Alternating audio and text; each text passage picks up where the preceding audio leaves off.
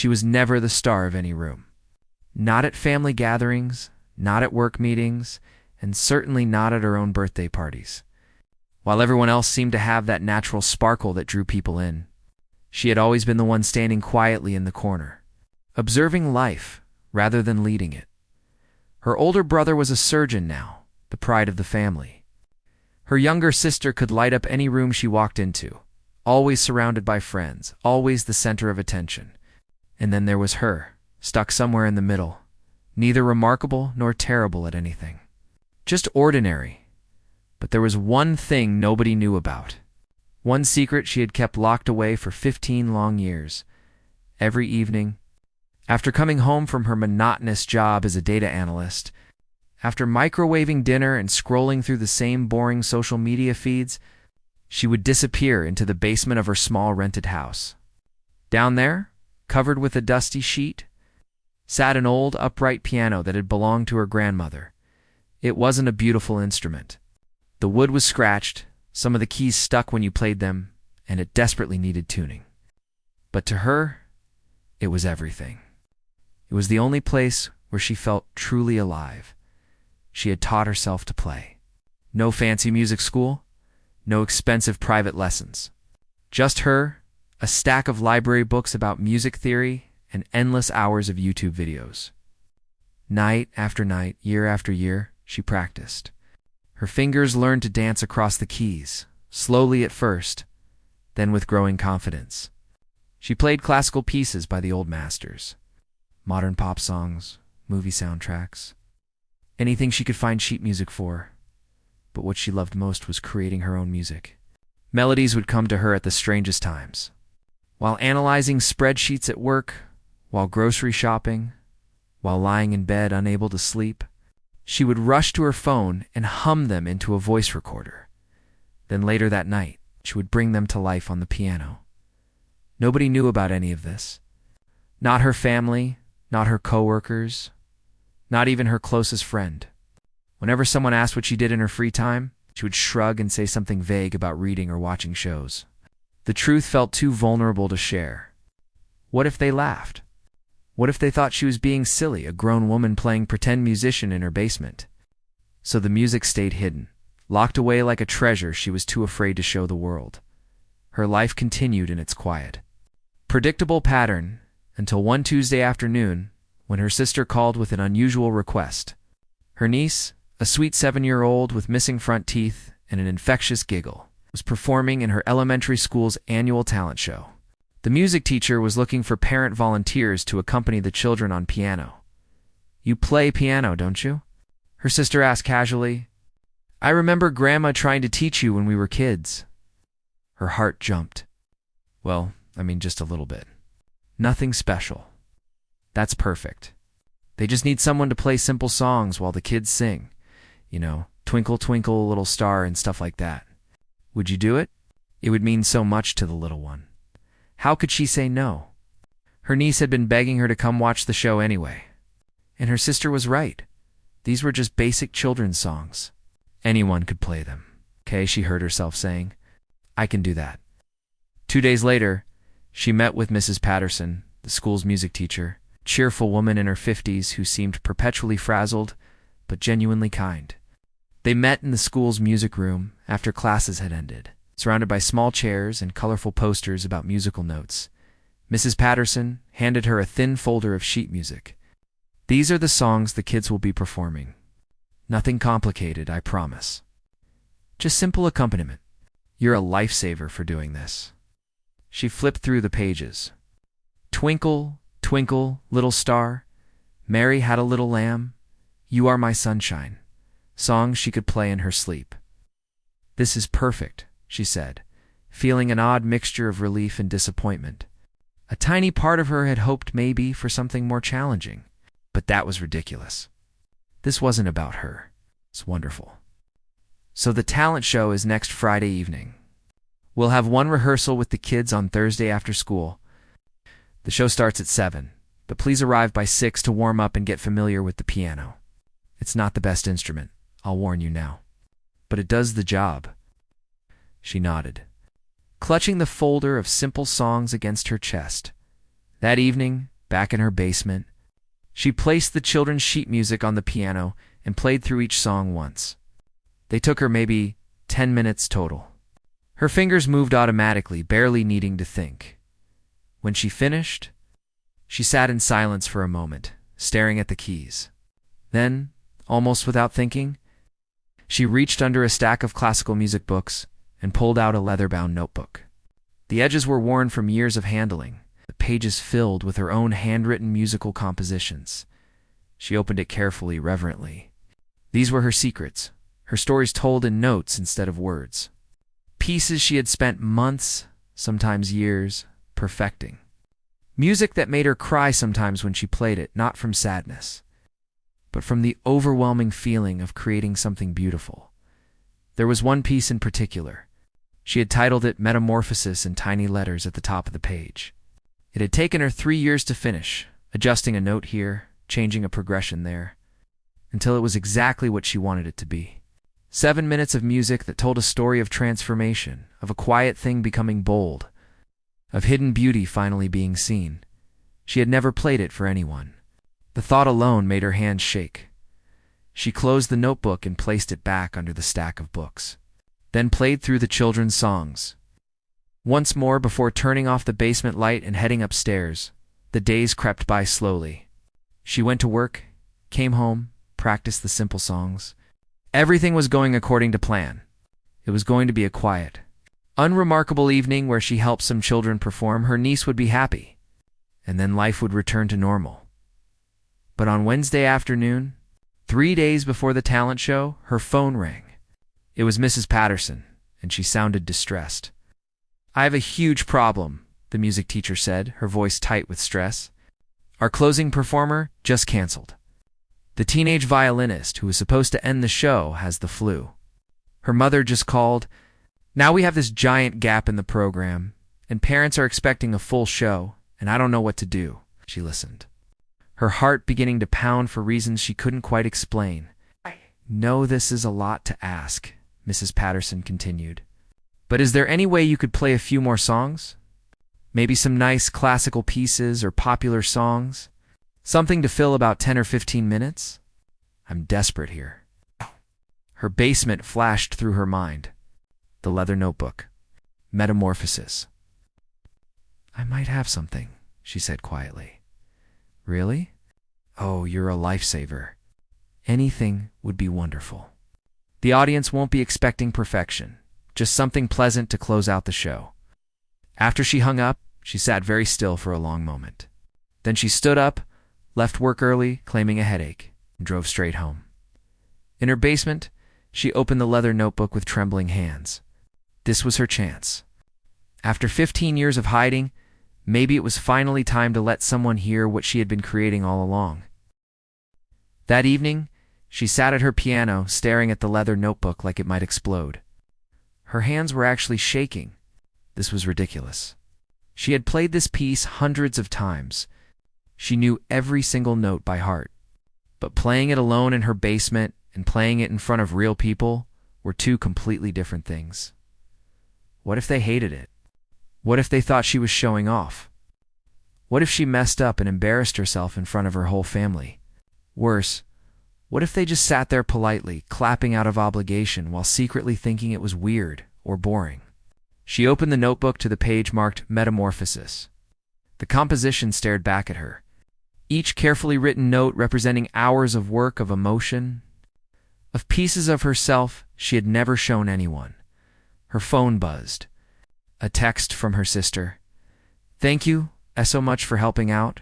The little one is so excited you'll be there. You're the best aunt ever." She smiled despite her nerves. Her niece. Right.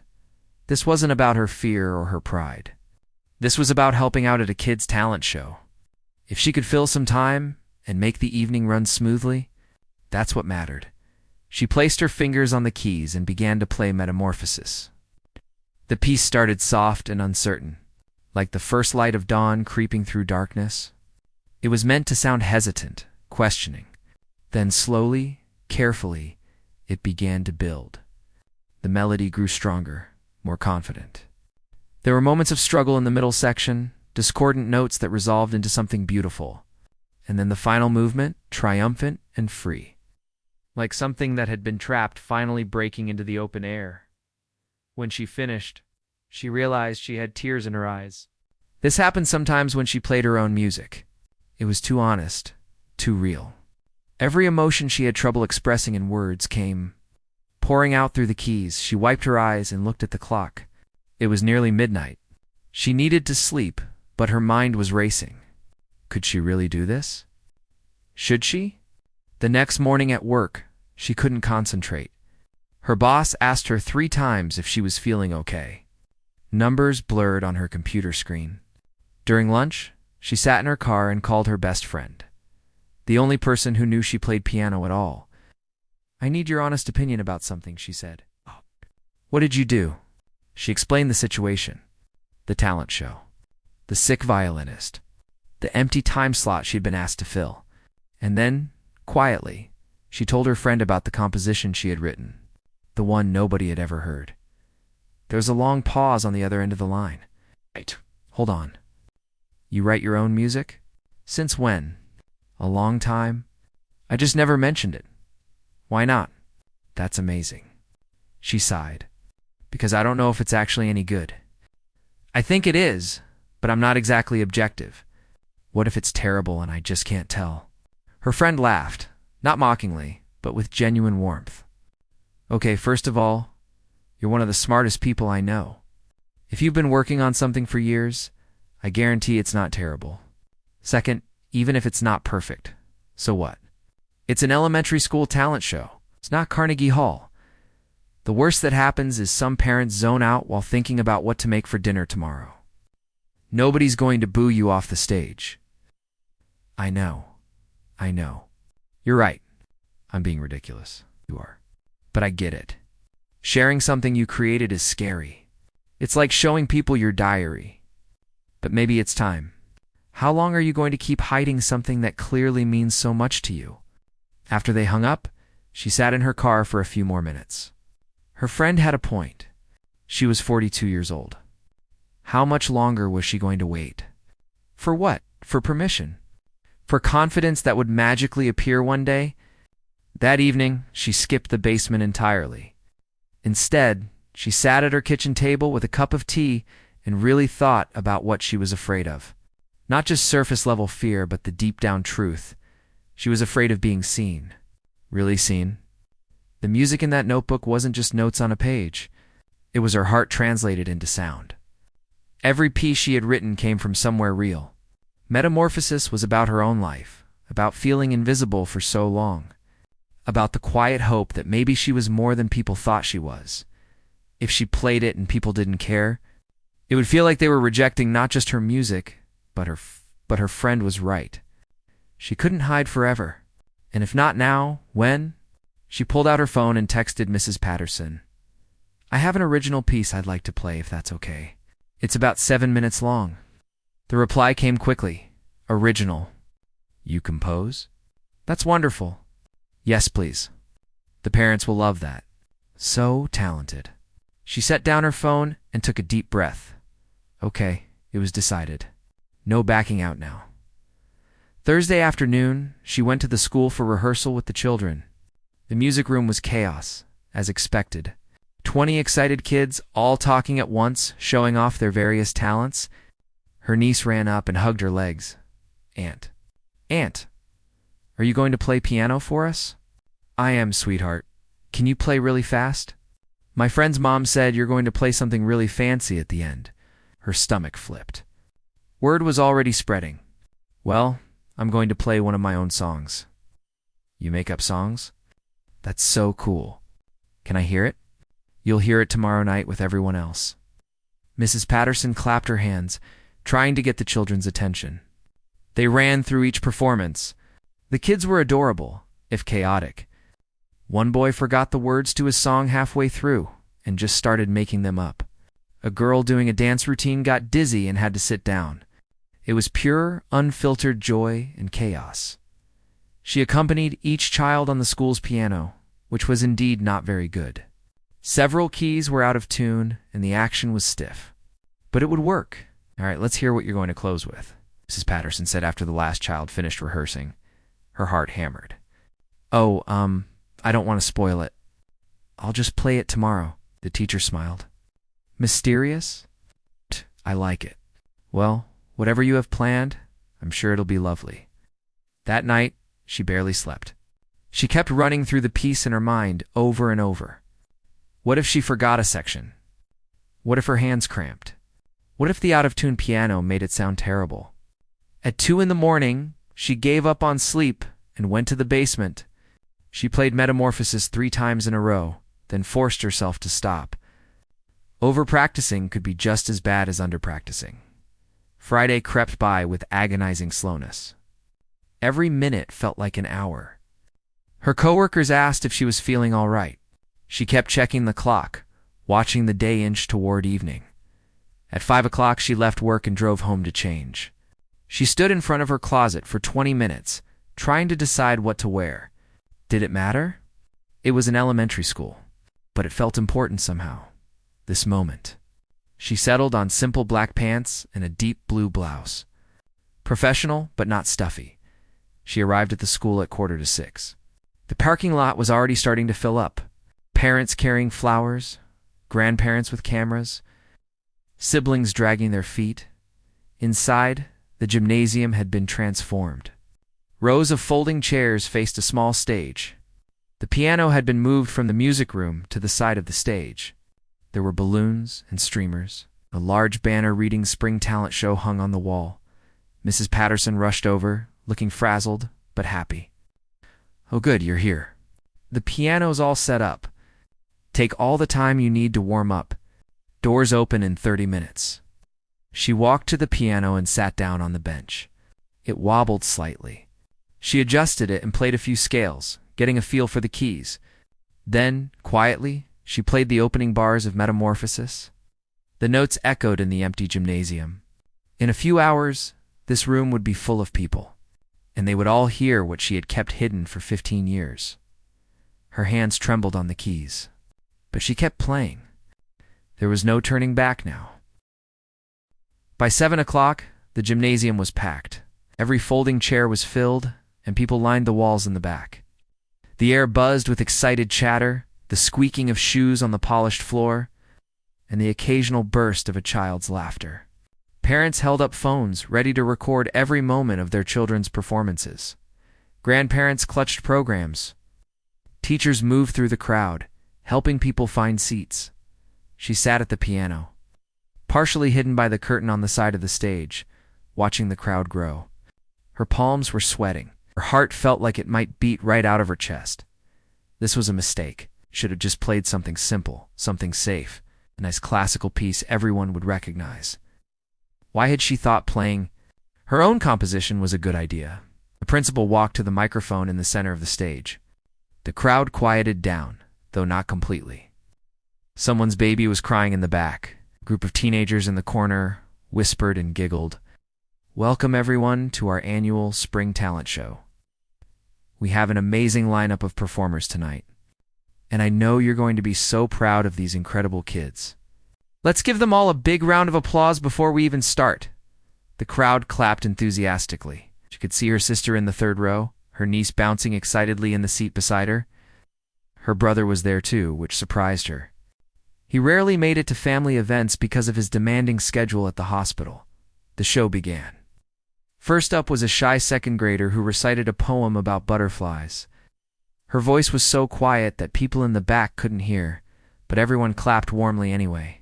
Then came a group of 4 boys who did a comedy sketch that was more silly than funny, but the audience loved it. A 5th-grade girl sang a pop song, slightly off-key but with impressive confidence, and through it all, she played the piano. Simple chords, basic accompaniment. Her fingers moved automatically while her mind raced ahead to what was coming. She accompanied the children so naturally, so invisibly, that most people barely noticed she was there. She was just background. Just the person making the music that supported the real stars, which was fine. That was how she liked it. Invisible. Safe. The show continued. There was a magic act where the tricks didn't quite work, but were charming anyway. Twin girls did a dance routine. They had clearly choreographed themselves. The boy played hot cross buns on his recorder, and it was exactly as painful as expected. But his parents beamed with pride. The audience was warm and supportive, clapping for everything, cheering for their own kids extra loud. It was exactly the kind of wholesome, chaotic, wonderful evening that elementary school talent shows were supposed to be. Then came her niece's performance. The little girl walked onto the stage in her favorite purple dress, looking so small and brave. She was going to sing Somewhere Over the Rainbow. They had practiced together earlier in the week. She began playing the introduction, and her niece started to sing. The child's voice was sweet and clear, if not perfectly on pitch. But what she lacked in technical skill, she made up for in pure heart. She sang like she meant every word, like she really believed there was a magical place over the rainbow where dreams came true. Watching her niece up there, so vulnerable and brave, something shifted inside her. This 7-year-old had the courage to stand in front of all these people and share something from her heart. She wasn't worried about being perfect. She just wanted to share something beautiful. The song ended, and the audience erupted in applause. Her niece took a little bow, grinning so wide her missing front teeth showed, and ran off the stage. As she passed the piano, she whispered, "Your turn is soon, Aunt. 3 more acts." A boy doing karate moves. A girl with a hula hoop. Another group song. And then it was done. The regular program was finished. Mrs. Patterson walked to the microphone, smiling at the crowd. "Well, wasn't that wonderful? Let's give all our performers another round of applause." The gymnasium filled with clapping and cheering. Now, before we close out our evening, we have a very special bonus performance. As many of you know, one of our featured performers fell ill this week, but we were lucky enough to have a wonderful volunteer step up to fill that time. She's been accompanying our children all evening, and now she's going to share something very special with us. Please welcome back to the stage our accompanist, who will be performing an original composition she wrote herself. Original composition? Those words echoed through the gymnasium. Casual chatter didn't completely stop like it had for the children. This was just the ending, the wrap-up. People shifted in their seats, checked their phones, whispered to each other about dinner plans. This was the part where they could start mentally checking out, getting ready to leave. She stood up from the piano bench and walked to the center of it, suddenly feeling every pair of eyes in the room on her. Except most eyes weren't on her. Most people were still chatting, gathering their things, half paying attention.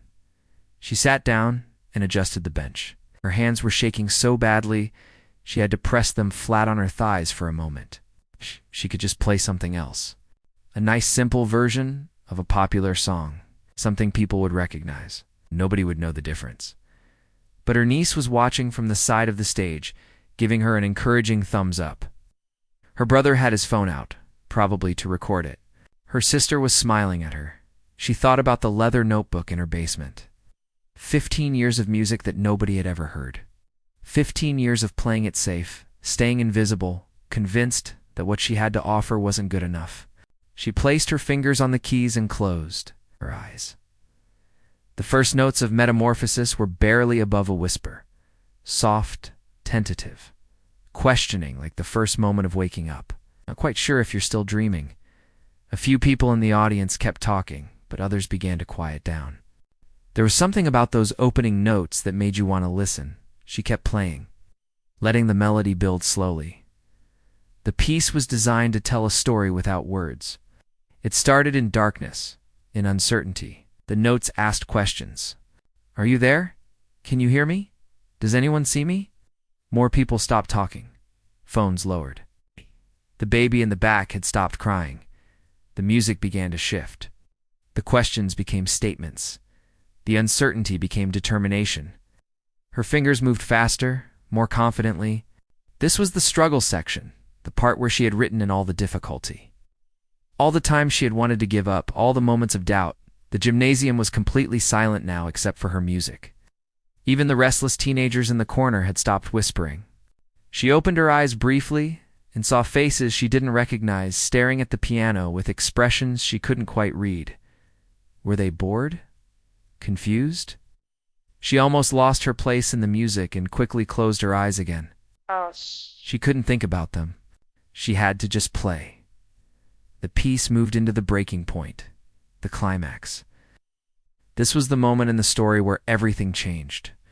The discordant notes that had been building throughout suddenly resolved into something crystal clear and beautiful. It was the moment of transformation, the moment of becoming. Her whole body moved with the music now. Years of practice, years of emotion, years of hiding, all poured out through her fingers. This wasn't just notes on a page anymore. This was her story.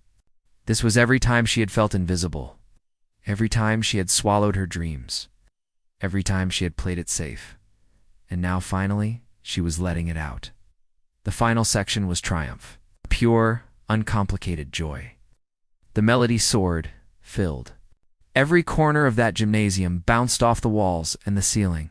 Her fingers flew across the keys, playing passages she had practiced thousands of times, but had never played like this, never with this kind of freedom. The last note rang out and slowly faded into silence. She opened her eyes and lifted her hands from the keys. For a moment, nothing happened. The gymnasium was absolutely still, silent. She could hear her own heartbeat pounding in her ears. Oh no, they hated it. She had made a fool of herself. She had played something too weird, too personal. The applause started like thunder. Sudden and overwhelming. People weren't just clapping politely like they had for the children. They were on their feet, actually standing up. Her brother was shouting. Her sister had tears running down her face. Her niece was jumping up and down on the side of the stage. She sat frozen at the piano, completely stunned. This couldn't be real. This had to be some kind of polite obligation, right? They were just being nice. But the applause kept going. Someone in the back yelled, "Bravo!" Several parents were wiping their eyes. Mrs. Patterson was staring at her with her mouth open. She stood up awkwardly and gave a small bow, her face burning red. The applause somehow got even louder. She had expected to play a simple tune, fill some time, and fade back into invisibility. Instead, something had just changed. Something huge. She could feel it, even if she couldn't quite understand it yet. She had just delivered a masterpiece. The world had heard her. She barely remembered leaving the school that night. People kept coming up to her, saying things she couldn't quite process. A woman grabbed her hand and said something about beauty and truth. A man asked if she taught lessons. Mrs. Patterson hugged her 3 times. Her niece wouldn't let go of her leg. Her brother walked her to her car, unusually quiet. When they reached it, he turned to her with an expression she had never seen on his face before. "I had no idea," he said simply.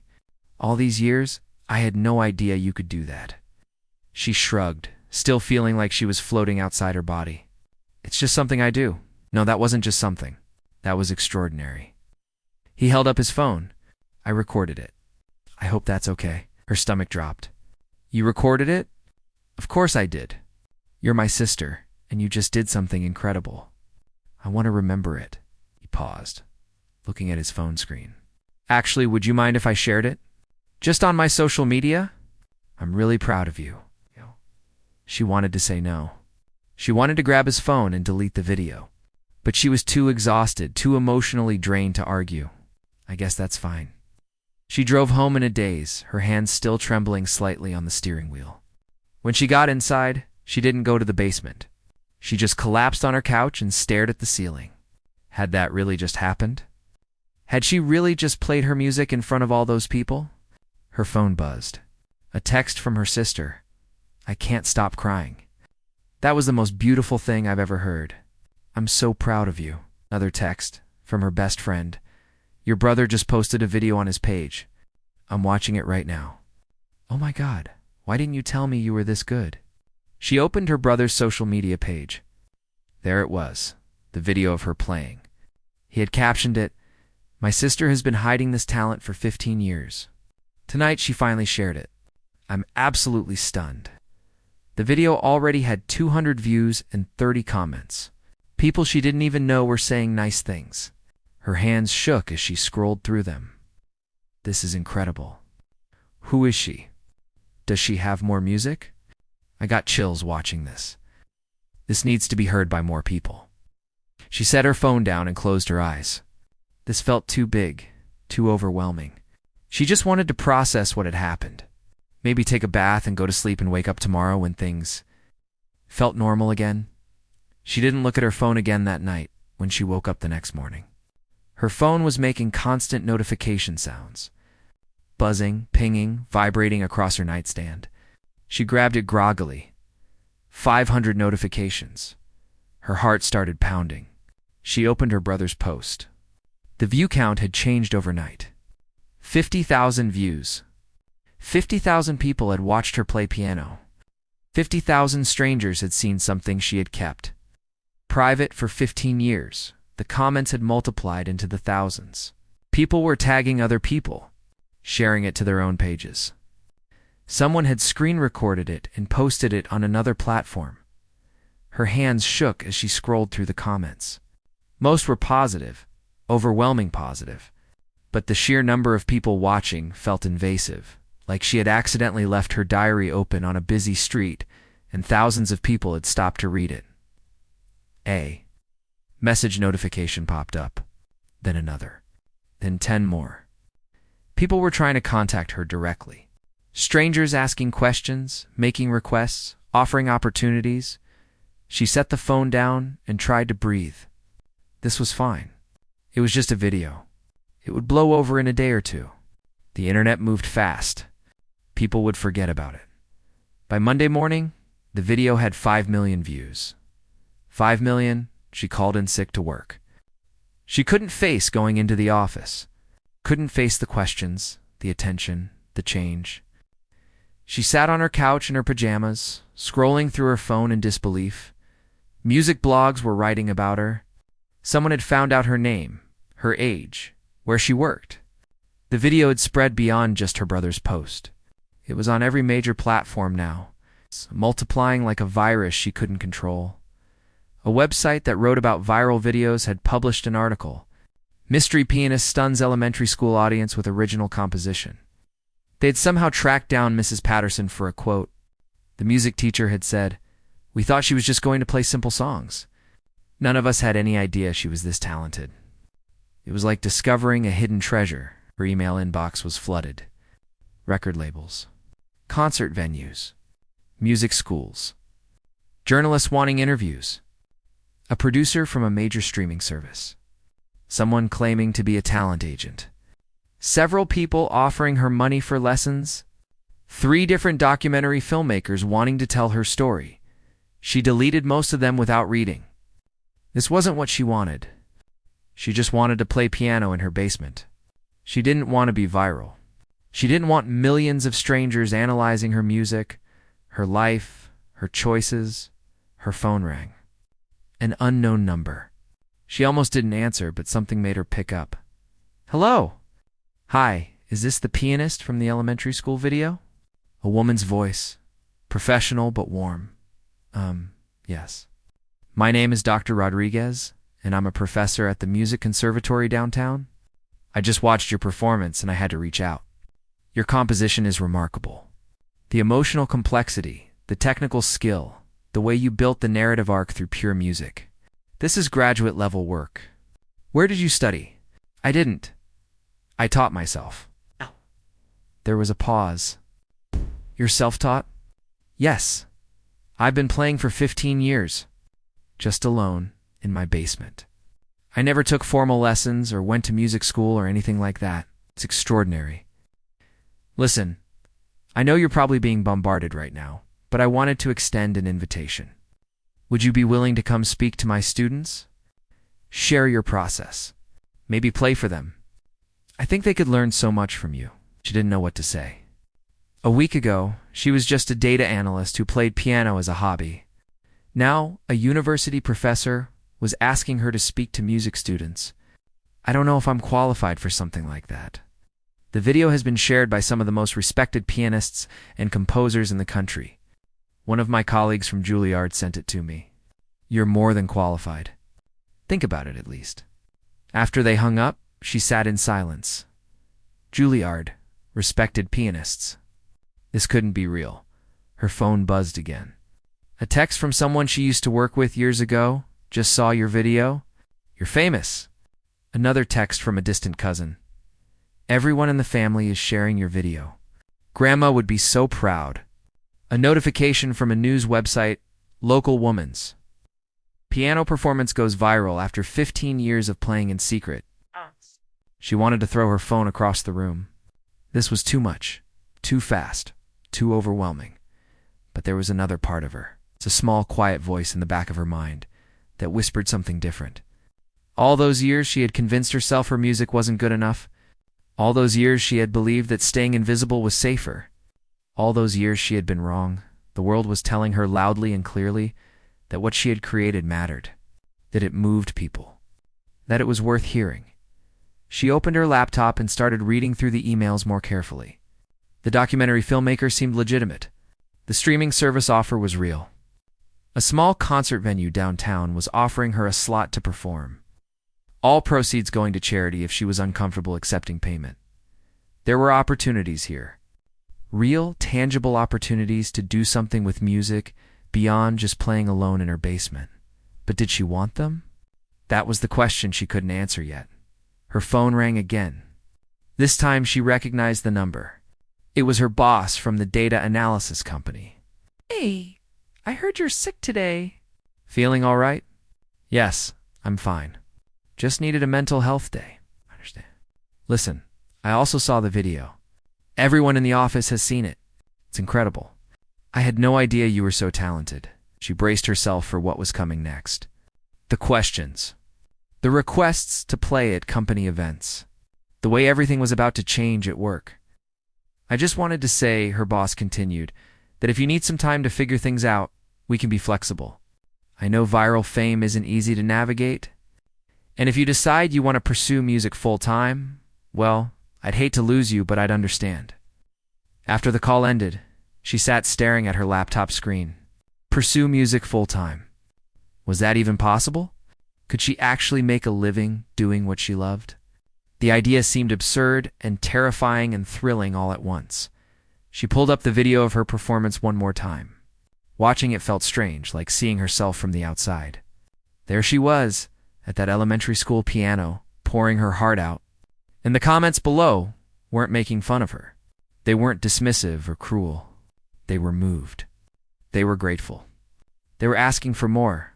Someone had commented, "I've been having the hardest week of my life. And somehow this piece gave me hope. Thank you for sharing your gift." Another person wrote, "I'm a music teacher, and I played this for my students today." Several of them cried. This is what music is supposed to do. She closed her laptop and looked around her small living room. At the basement door that led to her piano, at the life she had built that was safe and predictable and small, everything was about to change. She could feel it. The question was whether she was brave enough to let it. 6 months later, she stood backstage at a small concert hall in the city, listening to the murmur of voices on the other side of the curtain. Her hands were sweating. Her heart was racing. Some things never changed, but everything else had. She looked down at her hands, the same hands that had played in secret for 15 years. The same hands that had trembled on that elementary school piano. Now those hands had recorded an entire album. Now they were about to perform for a sold-out. The audience of 200 people who had actually paid money to hear her play. The thought still seemed impossible. The past 6 months had been the strangest, most terrifying, most exhilarating time of her life. After the video went viral, she had spent 2 weeks barely leaving her house. Overwhelmed by the attention and the decisions she needed to make. Her inbox was still full of messages she hadn't answered. Opportunities she hadn't taken. But some she had. She had met with the documentary filmmaker, kind woman who wanted to tell stories about artists who had been overlooked. They had spent hours talking about why she had hidden her music for so long, what had finally made her share it, and what came next. The documentary was still being made, but she had seen some of the footage. Watching herself talk about her fears and dreams on camera had been uncomfortable but also healing in a way she hadn't expected. She had said yes to the streaming service. They had given her access to a professional recording studio, something she had only dreamed about. Recording the album had been intense. Engineers and producers who actually knew what they were doing, listening to her music, offering suggestions, helping her bring out elements she hadn't even known were there. The album had 12 tracks. Metamorphosis was the first one, but there were 11 other pieces she had written over the years. Songs about loss and hope and change and courage, each one a piece of her story, translated into music. When the album released 2 months ago, it had hit the top of the classical music charts within a week. Critics called it raw and honest and deeply moving. Some compared her to famous composers she had admired her whole life. That part still felt surreal, but the scariest decision had been quitting. Her job? She had spent 3 weeks agonizing over it. The data analyst position was safe. It paid her bills. It was predictable. Music was none of those things. What if this was just a temporary burst of fame? What if people forgot about her in 6 months? What if she ended up broke and unemployed, with nothing to show for it? Her best friend had finally told her, "You're 42 years old. If you don't take this chance now, you'll spend the rest of your life wondering what if, and that's worse than failure." So she had walked into her boss's office and given her notice. And the sky hadn't fallen. The world hadn't ended. She had just walked out of that building feeling lighter than she had in years. The concert hall stage manager poked his head backstage. 5 minutes. She nodded, her throat tight. This was different from the elementary school. This was different from everything. These people were coming specifically to hear her. They had bought tickets. They had expectations. She thought about that night at the school, how she had almost backed out a dozen times, how terrified she had been. She was still terrified now, but it was a different kind of fear. It's not the fear of being seen, but the fear of not living up to what she had already shown she could do. Her niece had sent her a video message earlier that day. The little girl, now 8 years old, with 2 new front teeth, had recorded herself at home. "Good luck at your big concert, Aunt. I tell everyone at school that you're famous because of me. Because you played at my talent show first. I'm so proud of you, knock 'em dead." Then she had made an exaggerated winking face that had made her laugh until she cried. 2 minutes, the stage manager called. She walked to the edge of the curtain and peeked out at the audience. The seats were full. Every single one. She could see her family in the 3rd row. Her brother had flown in from across the country. Her sister was there with her niece. Even some of her old coworkers had come. But most of the faces were strangers. People who had seen the viral video, people who had bought her album, people who wanted to hear what else she had to say through music. The house lights dimmed. The audience quieted down. This was it. She walked onto the stage, and the applause started immediately. Warm and welcoming. She sat at the grand piano in the center of the stage, so different from that wobbly school piano. This instrument was beautiful, perfectly tuned, responsive to every touch. She adjusted the bench and looked out at the audience. 200 faces looking back at her, waiting. "Thank you all for coming," she said into the microphone positioned near the piano. Her voice sounded steadier than she felt. 6 months ago, I played piano for a bunch of 7-year-olds at an elementary school talent show. I had spent 15 years playing alone in my basement, convinced that my music wasn't good enough to share with anyone. And then one night I took a chance. She paused, her hands resting on the keys. A lot of people have asked me why I waited so long. Why? I hid my music for 15 years.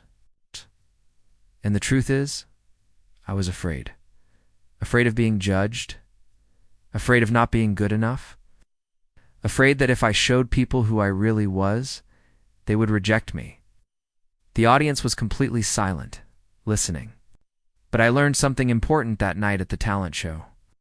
The scary thing about sharing your art, your real self, is that you're giving people the power to hurt you.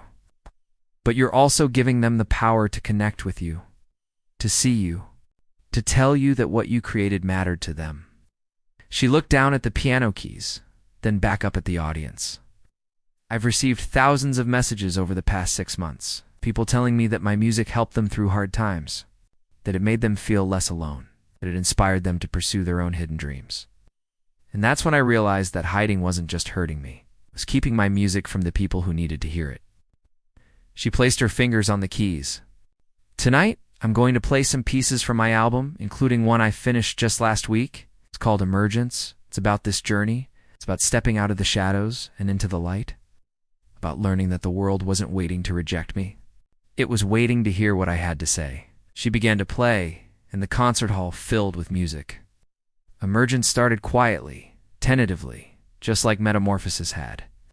But this piece was different. It was braver, more confident, acknowledged the fear but moved forward anyway. As she played, she wasn't thinking about the audience anymore. She wasn't worried about making mistakes or living up to expectations. She was just doing what she loved, what she had always loved, telling stories through music, creating beauty from emotion, connecting with people through the universal language of melody and harmony. The piece built and grew. Taking the audience on a journey, she could feel them with her, breathing with the music, moving with its rhythms. This was why she had finally stepped out of her basement. Not for the fame or the album sales or the attention, for this connection. For this moment of shared humanity. When the piece ended, the silence that followed was full and rich. Then the applause came, and it was thunderous. People were standing. Some were wiping their eyes. Her family was cheering. She played for more pieces that night. Songs about love and loss, about fear and courage, about the quiet moments that change everything. With each piece, she felt more present, more alive, more herself than she had ever felt. After the final encore, after the standing ovation that went on so long it embarrassed her, after the audience had finally filed out and she was alone backstage, she sat in silence. Her phone buzzed. A text from her best friend who had been in the audience that was transcendent. "You found your voice. You're exactly where you're supposed to be." She smiled and put her phone away. Then she sat at the piano backstage and played a few notes of a new melody that had been forming in her head. The beginning of another composition. Another story waiting to be told. For 15 years, she had believed she needed to wait for permission to share her gift. Wait for someone to discover her. Wait until she was good enough, or brave enough, or ready enough. But she had learned the truth. The world hadn't been waiting to give her permission. The world had been waiting to hear her voice. All she had to do was find the courage to use it. She closed the piano lid gently and gathered her things. Tomorrow she would start working on that new piece. She would respond to some of those emails. She would continue building this unexpected, terrifying, wonderful new life. But tonight, she just wanted to go home and call her niece, to thank her for being brave enough to sing at that talent show. To tell her that sometimes the smallest moments lead to the biggest changes, and to remind her that it's never too late to stop hiding and start becoming who you were always meant to be.